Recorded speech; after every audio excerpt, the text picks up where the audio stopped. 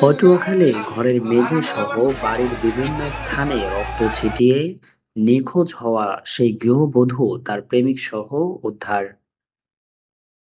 পটুয়াখালীর কলাপাড়ায় রহস্যজনকভাবে নিখোঁজ ৩ সন্তানের জননী গৃহবধূ আঁখি আক্তারকে তার পরকীয়া প্রেমিক হাসান মাহমুদ সহ উদ্ধার করেছে পুলিশ। নিখোঁজের ৪ দিন পর রবিবার দিবাগত রাত ১টায় তথ্য প্রযুক্তির সহায়তায় জেলা গোয়েন্দা পুলিশ ও থানা পুলিশ অভিযান চালিয়ে বাকেরগঞ্জ উপজেলার পাদ্রী-শিবপুর গ্রামের প্রেমিকের বাড়ি থেকে তাদের উদ্ধার করে। এর আগে গত মঙ্গলবার গভীর রাতে প্রেমিক হাসান মাহমুদের শরীরের রক্ত ছিটিয়ে তার সঙ্গে পালিয়ে যায় ওই গৃহবধূ। এ ঘটনায় এলাকায় চাঞ্চল্যের সৃষ্টি হয়।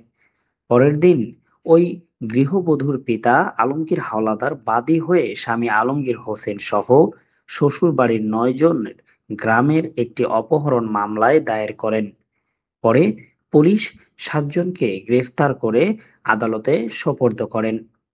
পরকীয়ার ওই প্রেমিক-প্রেমিকাকে থানায় নিয়ে আসা হলে তাদের দৃষ্টান্তমূলক শাস্তির দাবিতে ভিড় করে শত শত মানুষ। কলাপাড়া থানার ওসি তদন্ত মোস্তাফিজুর রহমান বলেন, আটককৃতদের আদালতে সোপর্দ করার প্রক্রিয়া চলছে। Infinity TV news desk.